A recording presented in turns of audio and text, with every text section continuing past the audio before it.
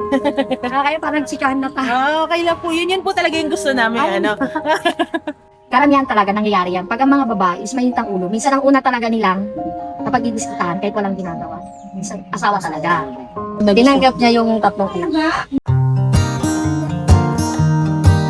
Hello everyone! Welcome to another episode of Kasalang Bayan 2025 of Drive Pinas. So we're here with another lucky couple na napili po natin for the Kasalang Bayan 2025. Sila po ay si Reina and JR. So hi po tayo sa mga viewers.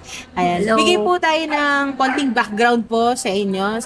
At pangalan po, edad, at kung ano po ang pinagkakabalahan natin. Hi, ako si Reina, taga Cor Antipolo. Nagtatrabaho sa Pasay as housekeeping. Ano po, ako si Jaya, 37 years old. Sa Makati rin po nagtatrabaho. Ano po kayo nagkakilala? Cellphone, textmate. Textmate to. Wala pa po Facebook nun, di ba? So talaga textmate pa lang. Yung bagong-bago pa lang si Sun Cellular sa Pilipinas. O yun pa lang ang sasabihin ko eh. Di ba mahal pa mga ano noon? Mahal pa mga text doon. So doon tayo kumapit lahat sa Sunsel. Yung mga unli text, unli call. Ano ba kita nakita? Hindi ko na rin maalala. Ang tagal na kasi. 17 years Hindi ko ago. na alam mo ang nung tan. 17 years na rin pa. Hindi, iba kasi yung pinagkamalan ko sa'yo, nasa taas mo. Diba? Ay talaga Kasi ba? tumatawag din siya sa ano eh. Ano rin siya eh. Tatawagan kita, tapos tumatawag din siya sa cellphone. Kala ko yun. Para ikaw yung Ano, hindi ka naman na nagkamali. No? tumayo siya. Ah, Eh, malapit na siya eh. Hindi na ako. Okay na. okay siya na pala to. Iba pala yung Iba napagkamali. pala yung nakita ko. Iba pala yung napagkamali. Iba pala yung sinipag ko. Gano'n po kayo katagal na nagsasama? Mag 17 years na sa September 18. Dito na pala yan, ma'am. Apo. Ilang araw. Happy anniversary. Doon po sa loob ng 17 years niyo po together, ano naman po yung sa tingin niyo naging secret ninyo kung bakit nagtagal kayo doon sa relationship? Maraming natutunan sa bawat pagdaan. Pati nung bago pa lang kami. Parang ating bagay hindi ko maintindihan eh. Talagang away. Gusto ko lagi awan. Oo. Kaya naiinis ako sa kanya. Minsan sinasabi ko rin. Pero hindi talaga tumatagal.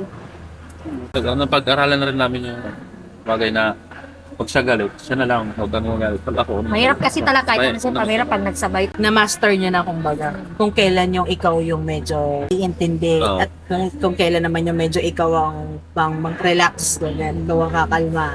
Isa nga nagtatanong na rin ako sa kanya. Parang hindi na tayo nag-aaway. Natural yung nagkakainisan, pero hindi talaga Kung away. may away talaga, hindi na kailangan i-push out eh. Tapos mamaya okay na kayo. Okay na. Pag may tatanong, okay na. Isa po sa mga factors din na kung ba't po kayo nagtagal is yung communication. Ayun. Pag alam mo kulang yung partner mo, di ba, may ganon.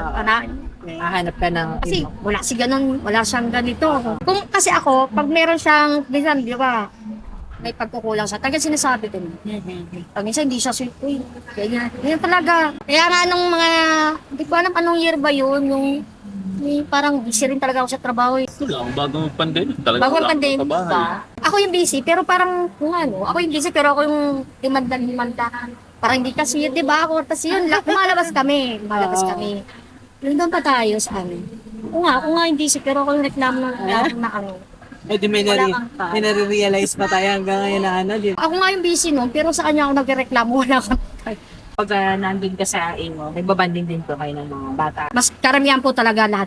Pagkasama kasi yung buong pamilya, Parang hindi na practical pag dalawa lang kami. Oo. Kailangan naman na lahat para masulit kumbaga. Pero nakita niyo po itong magandang simbahan kung saan po kayo ikakasay. Na po ang inyong naramdaman. sabi ko nga, pagbaba ko pa lang, wow, chill. Para ako nakapag-relax ha.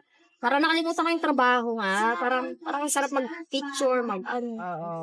May message po kayo para sa Kasalang Bayan, right? Thank you kasi yung mga opportunity na matagal lang nagsasama na busy, tapos syempre yung budget, kasi yung iba may mga anak na rin. Talaga kagaya namin, kaya syempre parang mas napapriority din yung pang-pamilya na kaya parang hindi namin na yung sa amin, yung sa kasal namin. Pero gusto din talaga namin. Kaya salamat kasi sama kami dito. Bigyan kami ng opportunity.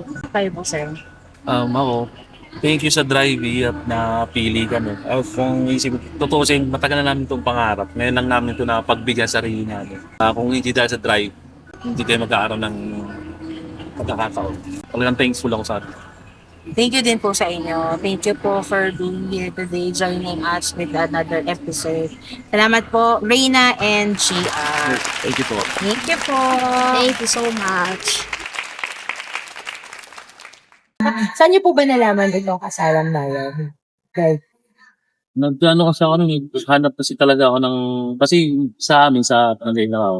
Nagkaroon ng ng kasalang bayan. Opo. Mag-inquire sana ako magra-resume pala tapos na. Ah. School lang ako. Nakita ko si Drive. May announcement doon. Nag-register ako. Kaya lang, Nag-register? hindi ko na-expect na mapipili kasi sa dami ng nag-comment na dun eh. Oo. Sinabi ko pa nga sa kanya, mapili ka kaya. Napili niya. Opo. Sobrang dami.